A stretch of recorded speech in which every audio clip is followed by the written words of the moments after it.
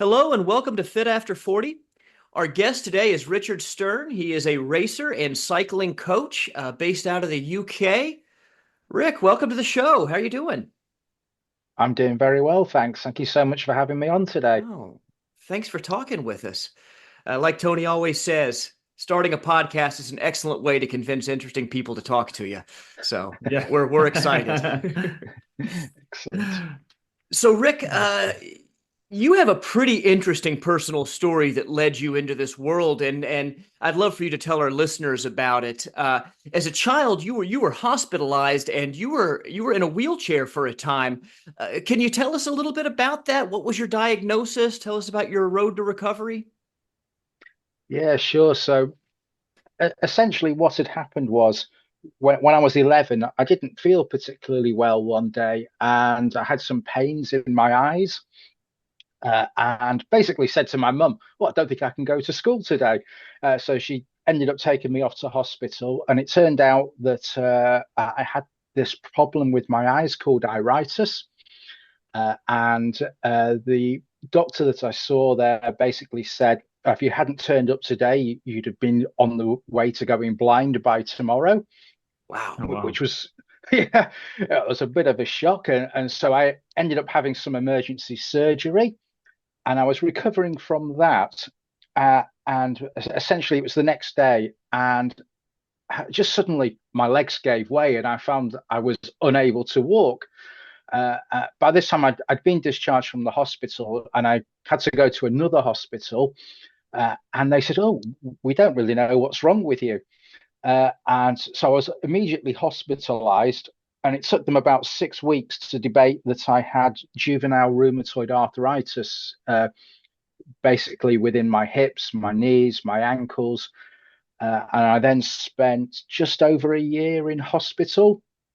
And I spent 2 years, or just over 2 years, in a wheelchair.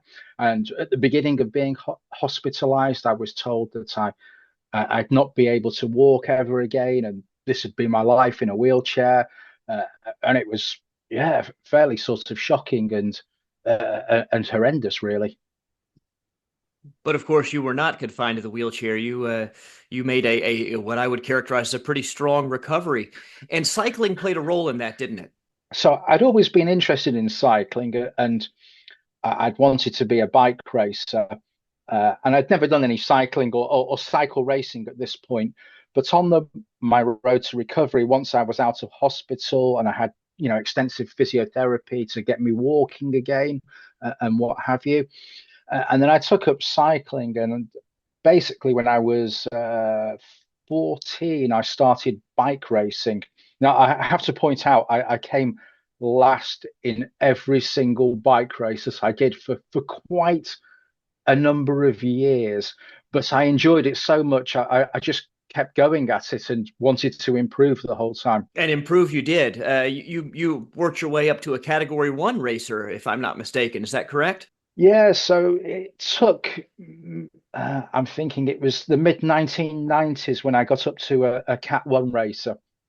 So I spent maybe the first 6 or 7 years after coming out of hospital, plodding along at the back of races. And I did time trials and I did road racing, and I came last for the first 6 years or something off the top of my head in every race or nearly every race. And then at some point, round about 6 or 7 years into my recovery, I just started improving and suddenly became reasonable. And I remember being in a road race. I suppose I must have been early 20s at this point, maybe 20 or 21. And I was in this road race, and I hadn't been dropped. It was the first time I hadn't been dropped in a road race. And we were about maybe 4 or 5 miles from the finish. And suddenly massive panic came over me that I was going to be contesting the finale of a race for the very first time. And I ended up getting really anxious and throwing up Wow. and ruining my race like that. But it Well, was sort of interesting. And then from there, I started to improve, and things started to become more normalized, and I started getting points in races. and then moving my way up from category 3, which was the lowest category in the UK at that particular point in time, up to a few years later to a category 1 racer. I have a quick question, not knowing much about cycling. Can you just briefly explain the difference between a category three to category one racer? I'm not familiar with cycling, and a lot of our listeners might not be familiar either. So, in terms of racing, there's different categories which denotes the different levels of ability. And nowadays, I think stateside, everyone starts off as a category 5, and in the Five. UK, everyone starts off as a category 4 racer. Hmm. And you have to do so many races, and you have to finish it in the top 5 or the top 10, and you get points for finishing in those specific positions. And then when you've accumulated enough points, you then move up to the next category. So off the top of my head, something such as moving from category 3 in the UK to category 2 requires 30 points. And then moving up to category 1 requires 100 points. And then we also have an elite level, which requires several hundred points of scoring to get to. And so we have different levels of races which have different points. So you might have an hour's race and the first place might be worth 10 points, or you might have a 100-mile race and first place might be worth, say, 25 or 30 points. And then the points go down to maybe 10th or 15th, depending on the severity of the race, and as well as whether they have things such as, say, a photo finish camera as well to be able to spot everyone going down through the different positions. And then you just move up the categories as you score sufficient points. And category Appreciate that, one yeah. is hard to achieve because you have to perform quite well to get into that top echelon.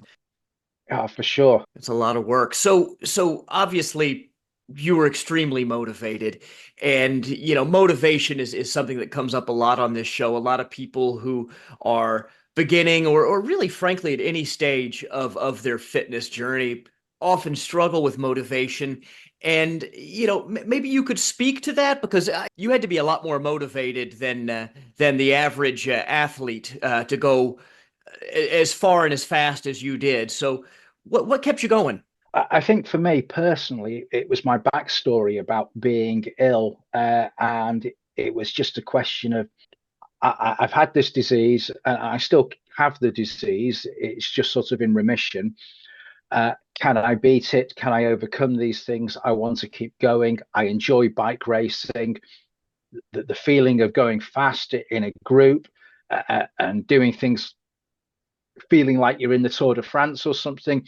They're all things that motivate me and excite me. And even now, 40 years later, I'm still racing. I'm still loving it. And it's that sort of motivation that keeps me going. And in the middle of winter, when, well, the weather here is awful at the moment, and I'd rather not have to go training, but Yeah, you've got to go me too. training if you want to be racing next year. So yeah, you just get on and Yeah. do it. Well, I'm in Pennsylvania, so I don't know if you know the climate here, but it's probably colder than there, although perhaps a bit less rain, although not much. Regardless, I think there's an indoor trainer in each of our futures in the next few months. So, I've already stuck on my indoor trainer. yeah, yep. Um, and there's one more thing in terms of your health that I wanted to ask you about. You mentioned to me that you'd had some more recent health issues, and I think there's a bit of a cautionary tale here in terms of cross training. Can you tell me a bit about that?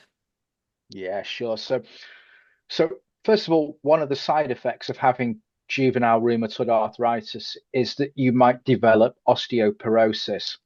And additionally, cycling, due to its non-weight bearing activity, also can cause osteoporosis as well. And so a few years ago, I was in a race and I crashed, and I ended up breaking quite a few bones. Oof. Uh, and the other people that were in the crash didn't. Everyone had road rash and what have you, but no one else broke anything. And I started to think, I'm sure there's something wrong with me. Wow. And so a few years ago, I asked my family doctor if I could go for a DEXA scan. And they said, yes, you've got osteoporosis. And it was at that point that I started weight training as well, to try and build up my bone density, make myself stronger, and make sure that I'm not having the issues of, well, obviously no one wants to crash, but if I do crash, I'd rather not be breaking any bones at Yeah. my late age in life. Certainly not. Certainly not. And anyone who does exercises that are no impact, cycling, swimming, that kind of thing, can be at risk for this. So cross training is always a good piece of advice. So you do strength training now? That is the type of cross training you do? Yeah, so I'm in the gym doing weight training three times a week at the moment, twice a week in the summer. And it's had a significant effect on my bone density. It started to reverse my osteoporosis, and I now have what's called osteopenia, which is the lesser of the two issues. And then hopefully I can move it away from osteopenia and keep building my bones, hopefully. Trending the right direction. Good. Yeah. So going from, from where you were to where you ended up just, maybe a decade later, what did your friends and family say? How did they react when you were getting into this very competitive sport from having such a severe illness? Did they have concerns? So my parents were always really supportive when I was a kid. Uh, and they wanted me to do it and enjoy it and have fun. And I remember that there was a friend of my mum, and she had a daughter, and her daughter would always see me out on the bike and go, "Oh my God, that's that boy that was in the wheelchair. How's he going cycling?" And stuff like that. But yeah, I don't think anyone had any concerns. And yeah, my parents just wanted me to be happy and do what I enjoyed. And yeah, and now it's my job. That's great. So, Ric, so you've been in this sport now for 30 some years, and there's been a lot of changes. Can you talk to the change in techniques that you've seen during your time? So I think trading itself has changed. And I remember when I first started, I would try and find information, by going to the local library and reading books and cycling magazines in terms of uh, what training techniques are there, what can I do, how can I improve my fitness. Mhm. And at the beginning, there was sort of very little information that was available. And it's sort of changed dramatically. And over the last 10 years, there's been really big changes. There's a lot more information that's available. There's way more information in cycling magazines, how to do intervals, what type of training to do, things centered around nutrition, around strength training, to how that can help you improve performance. Sports science has increased. There's been power meters. It is just totally different. And I think allied to this is that there's been a big sort of increase in everyone's fitness who races, and then not just who race, but other people as well. And speeds have gone up. And I was just writing a blog post the other day that's just gone up. And I was just basically saying that the speed of the bike races that I'm doing now has gone up at an insane level just in the last Dramatically. 4 years. Yeah, Hmm. it's Eh, just been amazing. And how do you think the technology is changing? And obviously, the bikes have become lighter. That's a factor. But what else are you seeing that has changed? That has made the? Do you think it's better training techniques? Do you think it's better technology? Some combination? What do you think has Yeah, really led to these gains? so there's a big combination of things. So on the one hand, there's a big change in the way that training has changed. People are doing more intervals and more focused training now. But that's one thing that's really big. The other thing is the technology of the bikes. We're now running tubeless tires that are wider, faster, safer in the corners. You can corner at higher speed. Bikes are more aerodynamic. I'm talking about road bikes here, not time trial bikes, but Right. road racing bikes. They're Yeah. more aerodynamic. You've got aero wheels. uh, the clothing has changed unreal. When I first started racing, my first year of racing was 1984. I had a cycling jersey that was made from, I want to say wool. It might not have been wool, but it was like that sort of fluffy type of loose material. Hmm. And now I'm the last 4 or 5 years I've been racing in a skin suit that it's obviously really tight and close fitting. Uh, my brake cables are all concealed within the handlebars. They're all integrated into the headset. It all runs through the bike. Everything's clean on the bike. Everyone's talking about having their chains waxed and having super fast wax chains. I've been to the wind tunnel to make sure that my position's, optimized for racing. And all these things have just led to massive changes of speed in the races that we're doing.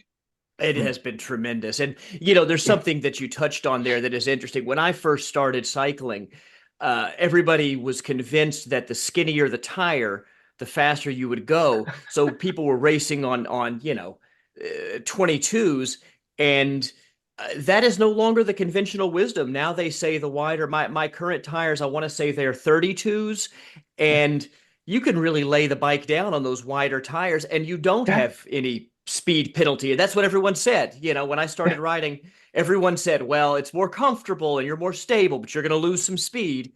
That just isn't the case, is it? Yeah. So when I started racing, I think we were on 18 or 19 mil tires, uh, and they'd be pumped up to like 100 psi, 110 psi. And now I'm running 28 mil tires.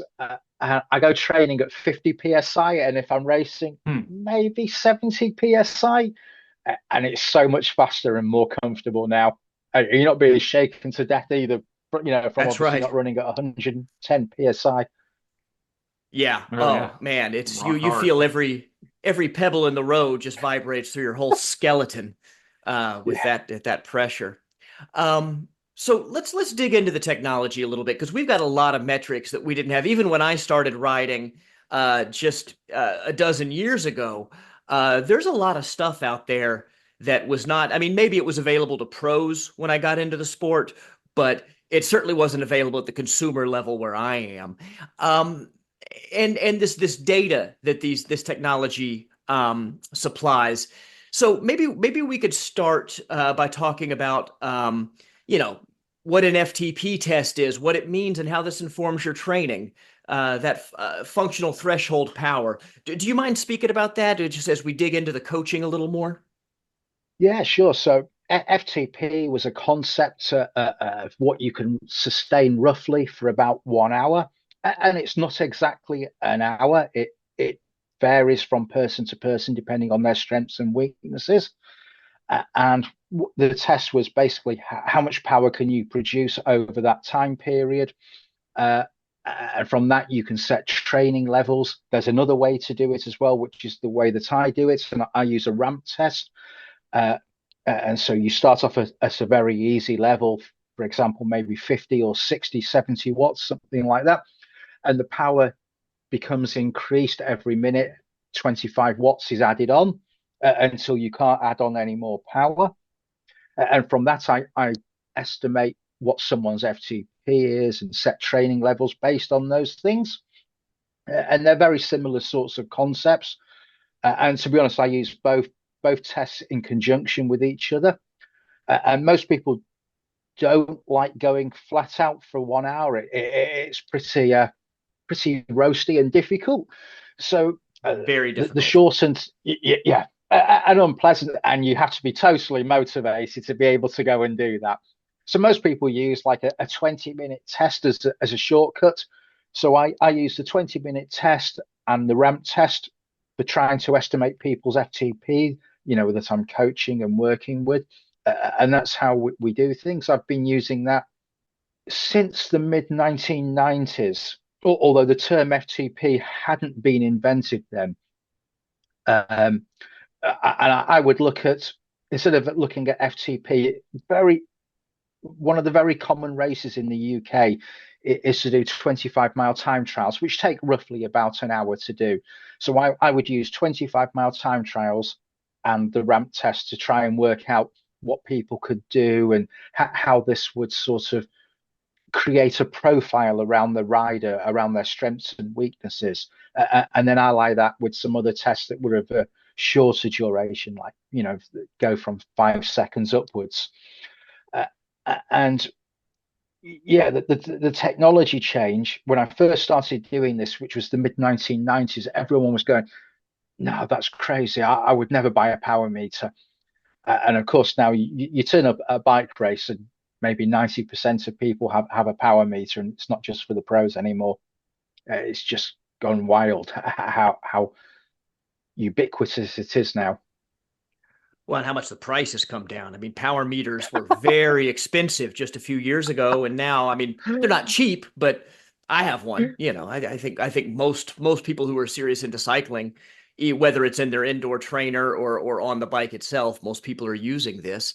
So, how do you adapt training to in light of all of this wealth of data? You can now you've got the athlete's heart rate, you know their lactate threshold, you've got all this information. And so when you're writing a training plan for one of your athletes, how do you apply this data? Okay, we've got this data on one hand, and you've got this guy who's just trying to raise his average by a couple of miles an hour. So how are you doing this? You mentioned interval training, and so walk me through this if you don't mind. Yeah, for sure. So the first thing that you have to do is find out how much time do you have available to train. If you've got 6 hours a week to train, the training is going to be different than if you've got 30 hours a week to train. By necessity, at 30 hours a week, you're going to have an absolute ton of endurance work, because you can't do intervals every day. You'd be extremely dead very quickly, or very bored and unmotivated by the whole thing. And then on the other hand, you've also got issues such as, what's the person's health? What are their goals? So someone doing an ultra endurance race, such as maybe the race across America, they'd have different training to if you were doing a criterium or a road race or a 6 hour gravel race. And so you have to take all these different aspects of what time do they have, their health, etc., their goals, and then take the metrics that they have available to them and say, what can we improve to make them better for that particular goal? And as an overall sort of base, you want to sort of generally, for most people, try and increase their FTP, but there might be other things that need increasing as well. So you might want to increase their sprint power if they do road racing, for example, because if you get to the end of the road race and there's going to be a sprint, you need to outsprint them. Or it could be that the rider doesn't like sprinting. For example, like myself, I'd rather try and break away. So it's about almost like doing time trial training. That's what I've got to look at. But in a road race, you also might have really hard efforts that last several minutes. So it's about increasing their VO2 max. And it's about looking at all these different metrics and going, what do they need? What's their goals? What do they need to do? Where can we improve them?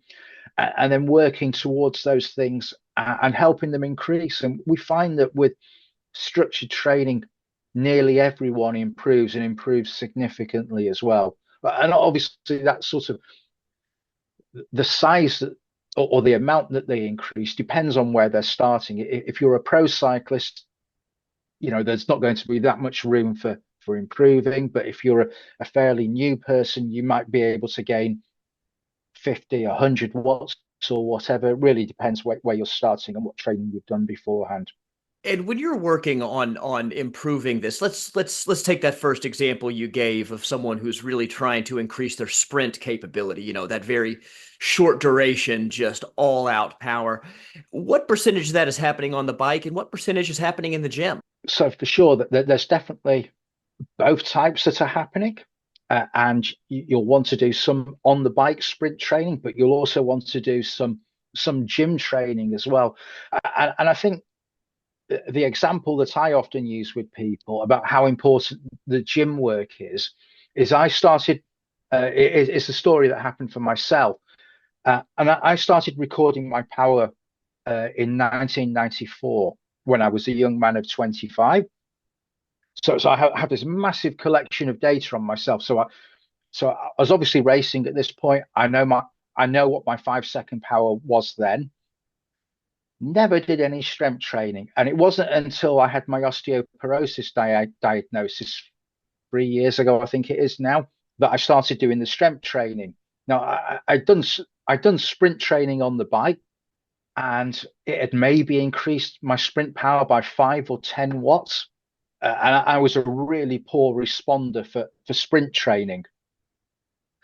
Uh, and I'd coach people that did track sprinting, so I knew how to coach people. It just wasn't working for me.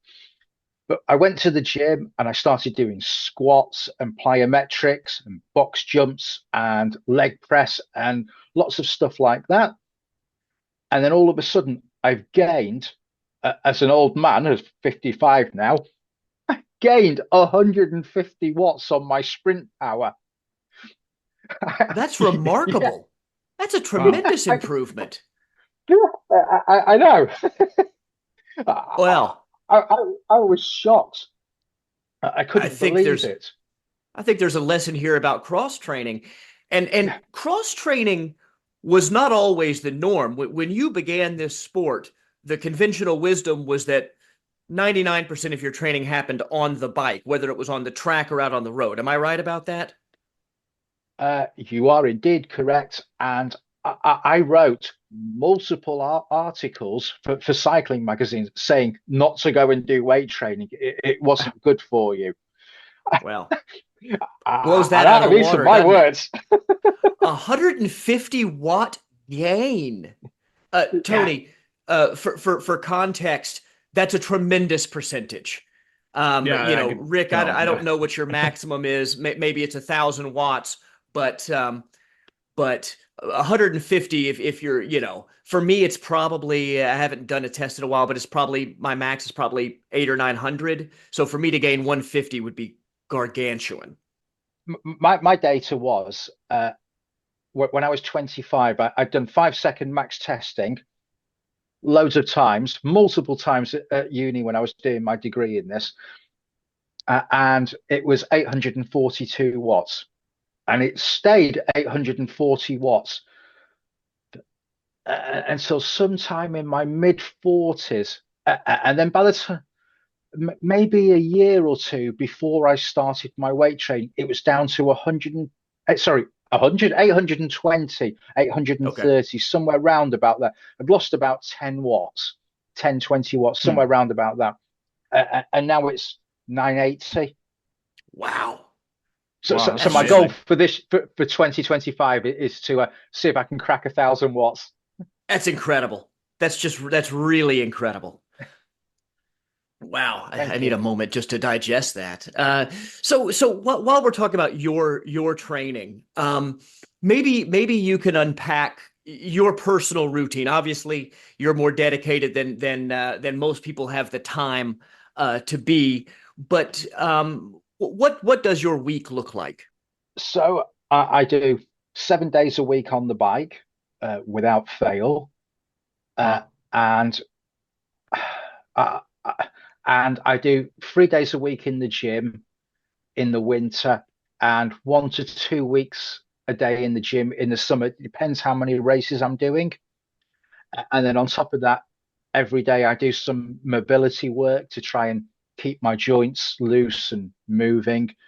And that's a new thing for me as well. I've only just started doing that because about a month ago I ended up at the physio with a bad back, and he was like, "Yeah, you need to do some mobility work, Rick." Mm, yeah, Uh, mobility work gets more important the older you get, doesn't it? I've just found that out. Yeah, yeah. Um, but but yes, yeah, so 7 days a week on the bike, and wow. free in the gym at the moment. It's about 15 hours a week of cycling at the moment, Okay. and about 2.5 hours of gym work a week. And I realize that that's way more than most people can do. And I'm in a really lucky position to be able to do that. Yeah, I'm But jealous. And I think we're all doing. the 7 days a week thing is I was coaching someone a few years ago for an ultra endurance cycling race called the Transcontinental Race, and the whole concept of doing ultra endurance cycling was totally foreign to me at that particular point in time, and it sort of started to blow my mind, and I thought I don't want to do an ultra endurance race. That isn't where my talents are. I don't think I can keep going for really long periods of time. Mm.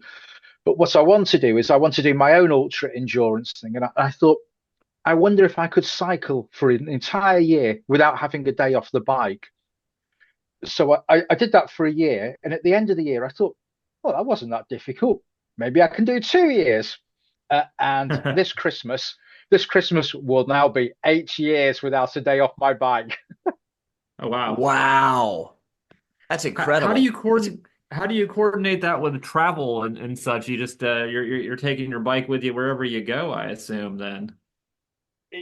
Yes. Yeah. So I take my bike, or we go to a hotel where there's an exercise bike that I can Okay. use, or I don't leave the house until I've been for a quick bike ride. And to be fair, some of the bike rides they're only 30 minutes on the indoor trainer, but it's done. And I've ridden my bike every single day, and maybe it's bonkers. I don't know. I Well, think that's awesome. if you're still doing it, then it's not that bonkers. So how do you split it up? So you've got probably a long ride on the weekends, I would imagine, and you do some speed work during the week. How do you break it up? So generally, I'll have 2 or 3 hard sessions during the week, and this time of year they're done on the indoor trainer. Uh, and then at the weekend, I try to get outside, but I'm not very good in cold and wet weather. Mm, It is a real no-no because of my arthritis. mm. And so I Wow. spend long periods of time in the winter where I'm just riding indoors. But yeah, 2 to 3 sessions a week that are hard on the bike, and then 2 to 3 sessions a week in the gym as well that are also hard. And what I'll do is in the morning, I might do a hard bike ride. And at this time of year, that might be something that I would call an MIET session. But if your viewers know various cycling acronyms, it's very similar to a sweet spot session. Okay. So so this morning or yesterday, I did like an hour and a half of sweet spot MIET. And then a few hours later, I went down to the gym and lifted heavy. And then today's like a nice, steady, easy day. I just did an hour's endurance ride. And then tomorrow, Mhm. back on another hard day, down to the gym. And then Friday, I'll probably do an easy bike ride and another gym session. Nice. And then the weekend, longer rides where possible. Right. Absolutely. Yeah, I usually do. I usually try to do a long one on the weekends, couple hours, and then I do speed work 1 day a week, and then I have my Monday night ride. It's with a club, and it's a very Okay. easygoing, pleasant ride through some pretty rural settings, and it's a relaxed pace, and it's really just for enjoyment. But it's a more productive form of enjoyment than sitting on the couch watching Netflix, I think. And these rides are so important. That's one of the things with coaching. People often think that if you have coaching, every ride has to be structured and has to have some sort of massive purpose to it. And that isn't always the case. I often give my riders social rides to do because that's what keeps them interested. I do them as Right. well. Yeah, there's nothing wrong with them. It's fun. It's fun. Yeah, exactly. Yeah, Sometimes a relaxed ride through a pretty spot with some friends is enjoyable. And am I increasing my power threshold on that ride? Probably not. But I'm not laying on the couch watching Netflix, and I'm getting a lot of enjoyment. I'm still doing some good for my body on that. And exactly. you know, if I'm not enjoying it, what's the point? Again, You know? that's the point. Yeah, Yeah, these are all hobbies to a large degree, and of course, that's something we talk about a lot on this show is the fact that if you're doing these things and you don't enjoy it, you're probably not going to keep doing these You're things. not going So to it's stick always with it. important to make sure that there's a lot of enjoyment there, or else nothing happens. Or it's It's not just, sustainable. Yeah. and I think that's the reason that this is, I think next year is my 42nd or 43rd racing season. Uh, it's enjoyable. I don't want to not do it. If it wasn't enjoyable, I'd have given it up years ago, because there's been some days where it's all been horrendous and painful, and I've questioned why I'm doing it. Right. Sure. And so if it isn't enjoyable, you don't do it. You don't keep at it. My last question about your personal training is about your nutrition. Obviously, you got to have the building blocks to rebuild your body. So what's on your plate? How deliberately do you plan your nutrition intake? So nutrition for me is really important. And I think when I came out of hospital and I started reading about rheumatoid arthritis, I started learning that there was a link between nutrition and how it might affect your rheumatoid arthritis.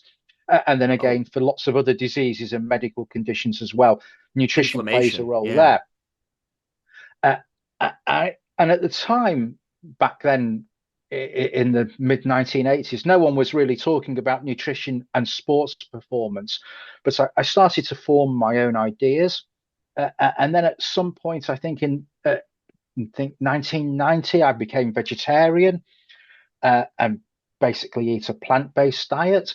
Mhm. And I've stayed that way ever since. And although I never try to force those ideas. I don't care whether other people eat plants or they eat meat or whatever. That's entirely up to them. But I think having a good diet with plenty of carbs and protein, Mhm. however you Hmm. get those, is really important. And like the exercise needs to be enjoyable, your food needs to be enjoyable as It's well. got to taste Otherwise, good. That's yeah, true. you're not going to eat it. That's Uh, right. You're not going to stick with a diet you don't enjoy. exactly. No. And a few, my weight's gone up and down over the years as well. And a few years ago, I was maybe about 8 to 10 kilos heavier than I am at the moment. So maybe about 15 to 20 pounds, roughly off the top of my head. Hmm. Uh-huh. I was heavier. And then I thought, what can I do? I wanted to take my racing more seriously again. Mm. Uh, and I wanted to lose weight, so I had to really think about and focus in on my nutrition. And now I weigh the same now at 55 as I do when I was 25. When I was back being serious then as well. It's interesting to see, how diet has evolved, and what apps there are available to help you plan your diet now that weren't available Right. previously. There's loads of software that helps plan it. And that's something that we do with the people that we work with as well. We can plan their diets and how much protein and carbs and fat they need to eat every day, as well as on the bike, what they're eating at home as well. And where do you get your protein since you're, eating a plant-based diet? What are your favorite protein sources? So for me, probably I get a fair proportion of my protein from Greek yogurt or similar sorts of yogurts that are Sure. high in protein. Uh, there's But you also get protein from food sources that you tend to think of as being carbohydrate based. So you get quite an amount of protein from pasta and bread as well, and they can add up to it all. But I eat eggs. I do have dairy, so that's Mm. what makes me vegetarian as Hmm. opposed to being vegan or plant based. Uh, and there are things obviously like beans that you can use, and then there's Yeah. some of Sure. the fake meats as well. And I have to say, I can't eat too many beans, and that sort of stuff causes me tummy issues. Yeah. Uh, Yeah, Yeah. it can. I enjoy eating them, and I eat them a small amount, but not enough. So I do bulk my protein intake out with protein shakes, and I use a Okay. whey protein that I Okay. mix with water and have that. But there are, like, obviously vegan ones as well that don't use whey Sure. protein. Yeah. Yeah, we eat a lot of tofu too. And but we're also we're a plant-based family, so we eat a ton of tofu at our house. Do you incorporate a lot of tofu into your diet or not so much? I've had a little bit of tofu, but we have something in the UK called Quorn. So it sounds like corn, but it's Yeah, QUORN, and we it's have that like here too. oh, okay, wasn't sure. Yeah, use that Yeah. loads as well, uh, Yeah. and then some of the other stuff as well, like TVPs, textured vegetable Mhm. We proteins use and that, and, yeah. and tofu. Yeah, All good stuff. Yeah, yeah, yeah. that's great. I will say this, the protein powders made from whey are a lot more palatable than the vegan protein powders. I bought a container of the it was pea protein. It tasted like chalk. You couldn't put enough other stuff into that smoothie to make it palatable. So whey protein You're it is talking for me. you're talking about my breakfast every morning is a smoothie made with pea protein. Yeah, Tony adds extra chalk flavoring just to really Yeah. scratch that itch. Yeah, yeah. I've had pea protein. It's not as good as whey protein. It just doesn't No, taste as good. Um, no, it does but not. for sure, if you're not able to eat whey, then yeah, it's what you've got to do. Yes, what you got. You Yep. just gotta Yeah, get used to that yeah. delicious chalk flavor. Mm, good stuff. So, in your coaching business, now you work with a few different cycling disciplines. Mostly we've talked about road cycling, which is my preferred. Although my wife is more of a gravel cyclist. Do you coach gravel? Yeah, so we coach everything other than BMX. I don't think there's anything else that we don't coach, although probably someone will write in and say, he doesn't coach gymnastic cycling. I don't do that. Right. Okay. Uh, but gravel, mountain bike, road racing, ultra endurance, and even triathlon as well. Well, very good. That's It's all awesome. good. And how does training vary? Let's take road and gravel and kind of contrast those two. Uh, you know, Gravel obviously tends to be lower intensity in terms of your heart rate and power output. You're not going as fast. So how do you adapt your coaching to those two disciplines? So I think at an amateur level, when you look at the basis for road racing and the idea of gravel racing, most road racing at an amateur level is between, say, 1 hour and 4 hours, and Mhm. nothing really extends past that. And even 4 hours is a blinking long time in a road race.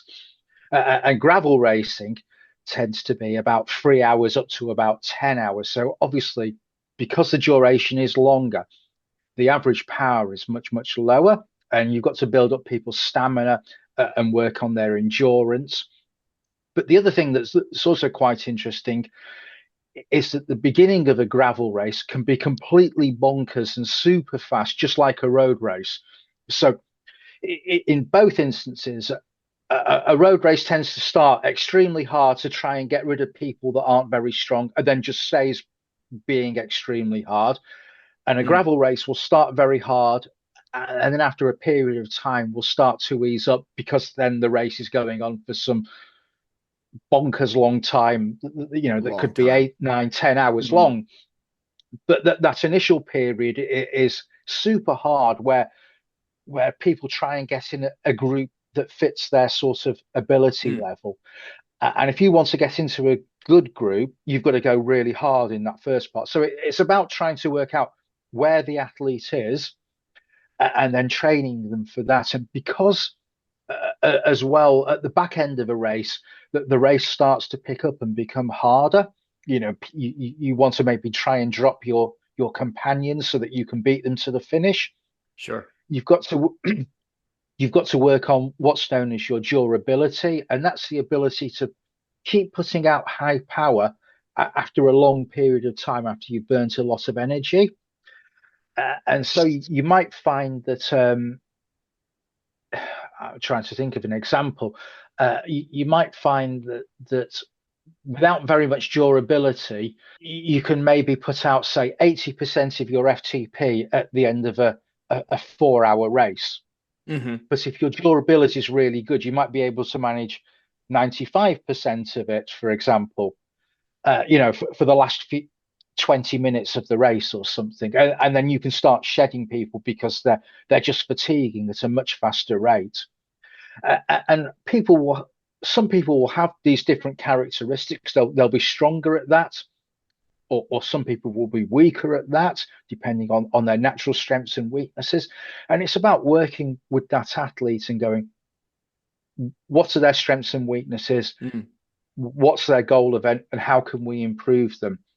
And then you've got things such as the skills that you might need as well. So that the skills in road racing are different to the skills in gravel racing. Yes. And now, as a mainly online coach, it's pretty hard to sometimes try and teach some of those particular skills and techniques. And I only started gravel racing or gravel riding even in the last 3 or 4 years. So my skills aren't particularly good there, but in the terms of a road race, I can tell people how to position and where to be, how to corner and what have you. And it's interesting as well because sometimes I'll be doing I do a couple of gravel races every year, and I'll do a Hmm. gravel race, and I think, oh my God, this feels so dangerous. I'm going to come off on this muddy section and die or something. And then I'll speak to people at the end of the race, and they'll go, "Oh my God, but you do road racing, and you're going around corners at 30 miles an hour. That's bonkers stupid." Well, And they're thinking that's really dangerous, and I'm thinking a bit of riding in the mud at 15 miles an hour or whatever is completely crazy. And I think it depends where your starting point is and how you've come into the sport and where your skills are. But they're mhm, all teachable things that can be taught as well as the actual training. Uh, and yeah, we do that as well. More so on the mhm. right road side rather than the gravel. But there Sure. are some skills that I still do teach. There are some gravel skills that I need to acquire myself. I did my first gravel race last year. There's a race here called Unpaved PA. It's the PA is uppercase in the word unpaved. So, but it's they have I think they start with maybe they do 100 kilometer to two. It's 100 to 200 kilometer distances is what you can choose, and the 200 kilometer distance that takes all day because you're and we're in a very mountainous area, so that that 200 kilometer distance is going to involve uh, thousands of vertical meters. Okay.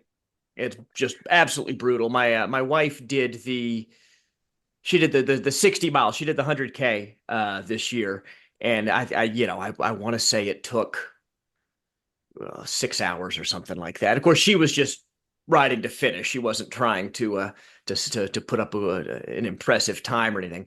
But you can easily take a spill when you're talking about cornering on a road ride. If you can hold the bike is going to stick to the road, even if you're Yeah. going pretty fast. That is not a given in gravel. So how do you? It can be so different. And it was a couple of years ago. I did a gravel race, and I had to. They had a sand section in the gravel race. Oh my God, that was just the worst thing I'd ever done in my entire life. Oh Cycling through yeah. sand was just horrendous. Oh Is I that wow. a really, thing? Like, is that a thing that's normal at these races? I mean, running through sand is horrible. I can only imagine riding a bicycle through it would be hell. Yeah, I don't know well, if it's normal. Rick, have you seen that a lot? it's been in all the gravel races that I've done in the UK. That they have Wow. sand sections, Mm, uh, and you basically as you sort of enter the sand, it feels like your bike is being tugged by the sand and it's sort of swaying all over the place. And I kept thinking, oh my God, I've got to slow down because I'm going to fall off. And obviously, because of my osteoporosis, I'll end up breaking loads of bones if I fall off. And Yeah. so there was this feeling in my head, slow down, slow down. But the more you slow down, the worse it gets. right. What you actually need to do is go through it as fast as you possibly can, and then the bike feels much more stable and upright. Uh, but the whole Yeah. time you're going as fast as you possibly can, you're still thinking, "Oh my God, I'm going to fall off the bike and die." Yeah, that sounds terrifying. That's crazy. Gravel's nerve-wracking, and unless you're well, even if you are accustomed to it, gravel is nerve-wracking anyway. I'm new to gravel myself. My wife and I took it up when we moved up here 2 years ago. Prior to that, I was a pure roadie. Okay. I'm still 3-to-1 road over gravel, although my wife is getting a lot more into gravel. So any tips you have for her would be appreciated. And Santa Claus is bringing her an absolutely beautiful new gravel bike this year. So Nice. Wide tires. wide tires. Yeah, I think these are shipping with 30. I want to say it's shipped with, does 35 sound right? 35 millimeter? Yeah, I mean, that sounds like a definite thing. I'm running 40 mils on my gravel bike. Yeah. Claire, my partner, she rides 38s on her gravel bike. Hmm. But yeah, wider's probably better. Yeah. I might even consider going wider still than 40 at some point. I'll have to look Hmm. at it and see. I can't remember what the specs were. Often case, it's about practicing, being consistent, riding as much off-road as you possibly can. Mm. I tend not to do much gravel riding myself. So I maybe do 2 gravel races a year and 30 road races, and I tend to leave my gravel bike either for the month before my gravel race or in the winter to save my road bike. Right. um, Right. uh, Uh, and gravel's not as good in the UK as it is stateside. It's essentially here. It's mud, grass, and occasional gravel. gotcha. Um, and so, yeah, it's about practicing it, being consistent, and doing as much as possible. And going, if you want to get good at gravel, then going to ride off road is a prerequisite so that you become confident and feel comfortable rather than panicking every 2.5 seconds like I do. I, yeah, I'm kind of the same way. I need to get out and ride more, but well, that's life. Maybe this is a good opportunity. So we talked about the tire width. Obviously, to the untrained eye, if you see a road bike and a gravel bike side by side, that's probably all that the casual observation is going to reveal is that the tires on the gravel bike are just going to be wider and probably knobbier. But that's not the only difference. Can you speak to the differences in terms of geometry and gearing between these two bikes? Yeah, so the geometry is more relaxed, and there's obviously greater amounts of space between the wheels and the tires and the actual frames to accumulate so that mud can accumulate without blocking up and locking up your wheels. Gearing is lower because of the slower speeds. Uh, Handlebar shape is slightly different. Hmm. Aerodynamics aren't quite as important unless you may be Right. more at the higher end. And certainly, I've seen some aerodynamic gravel bikes now and quite fancied some of them. Um, Mm. but yeah, lower gearing, slightly more relaxed geometry with greater spacing between the wheels and the frame to allow for that collection of mud that can occur, uh, and so that your wheels don't lock up, and lower gears. Oh, and the other thing is pedals, really. So most Right. people on a road bike will have things like, for example, luck pedals, where obviously your foot clips in, and Hmm. on a gravel bike there'll be more mountain bike type pedals, such as SPDs. Right. That's right. I didn't think about that, but yeah, the pedals are different, aren't they? We touched on a few minutes ago kind of the whys and the enjoyment factor.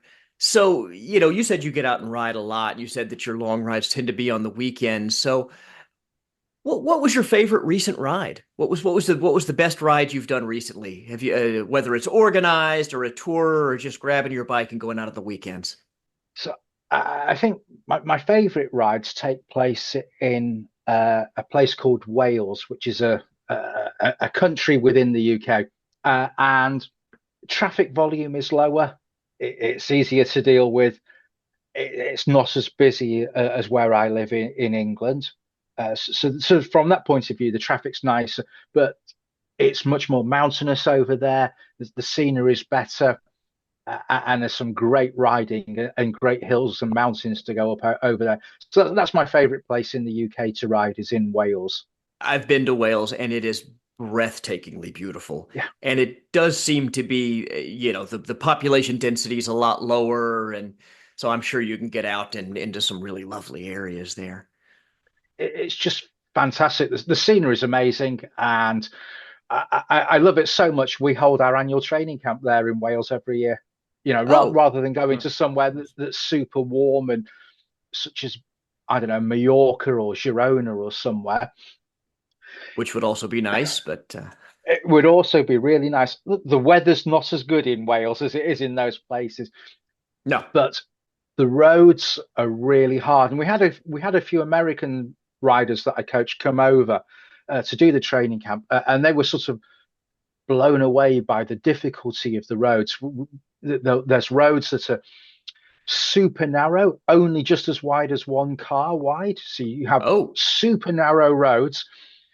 Some of the roads can be broken and damaged, and occasionally you'll think, should I be on my gravel bike rather than a road bike on this road?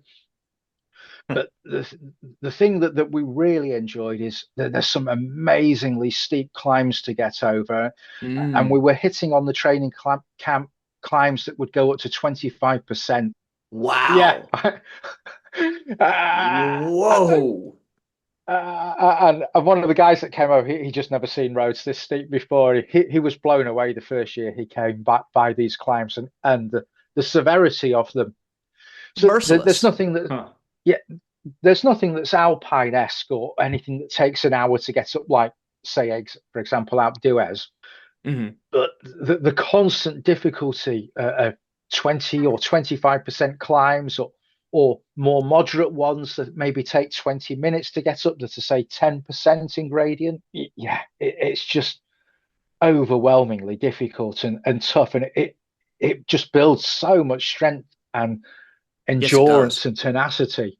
For me, a 10% grade is absolutely brutal. And I just thinking about a 25% grade makes me just weep openly. That sounds just, oh, wow. Wow. And Yeah. how high? I mean, how long does this go on at that grade? So I think the steepest one that we did, I think it's either called the Devil's 25%. Elbow or the Devil's Hmm. Staircase, which is 25%. It's probably only a few hundred meters long, but with Okay. climbing on either side of it. And it's only maybe a couple of minutes, but by God, you're grinding away to get up there. And you might have to be dealing with slightly Mm. damp roads and your wheels spinning. And Yeah. then there's the occasional car that comes up there as well. And I think the interesting thing from my point of view is some of these roads I would never drive my car up, but I Right. was so happy to say I'd be terrified to go up them in my car. Yeah. but Only but on the quite happy bike. to do them on, yeah, only on the bike. Yeah, yeah. Speaks to priority a little bit, doesn't it? Yeah. And if you could ride any route in the world, if we put aside money, time, logistics, geopolitics, all of that, if you could ride any route in the world, where would it be? I've got to say France. It's my Okay. favorite place. I Huh. did a season of racing there. I lived there for a year in the mid 1990s. Well, not a year, but about 6 months. Mhm. I did a whole racing season there. Great fun. The riding was just fantastic, and yeah, unbelievable. And then you've got all those fantastic climbs in the Alps and the Pyrenees. It was just amazing. And So, those so climbs are no joke. They're not. No. They're tough going. Well, Uh, Rick, this has been fantastic. I've enjoyed this so much. I really appreciate you taking the time to talk with us. Now, if one of our listeners wants to find you, maybe they're interested in some coaching, where can they find you? so I have a website, and that's cyclecoach.com, which I think aptly describes me. Hmm. And good website what name. I'll Yeah. Yeah, years ago when, I was about to when the say. internet first started. I was, Get in early. yeah, Because I've been doing this since '98, which was roughly when the internet sort of started or became big. Uh, It was early. yeah, and what I'll do is I'll create a discount code for your listeners. That's wonderful. Fit After 40. We'll use that as a discount code. It doesn't work at the moment, but I'll get it operational. This will be posted here in a couple of weeks, so hopefully by the Okay. time we get it posted. Oh, So it'll be, Fit yeah, After 40. Well, wonderful. Thank you so much for that's doing that. great. I really Thanks for doing it. appreciate Yeah, that. yeah, no, that's great. Thank you so much for having me on. I've really enjoyed it. Oh, the really pleasure been was ours. enjoyable. Yeah, Thank you. thanks. And yeah, if anyone got any questions, I'm happy to try and answer them about training and coaching and whatever. If anyone just wants a bit of advice rather than actual coaching, just shoot me a message. Ric at Excellent. cyclecoach.com gets me. Very good. That's Thank great. you. Yeah, nice and easy to remember. So. Yeah, thanks.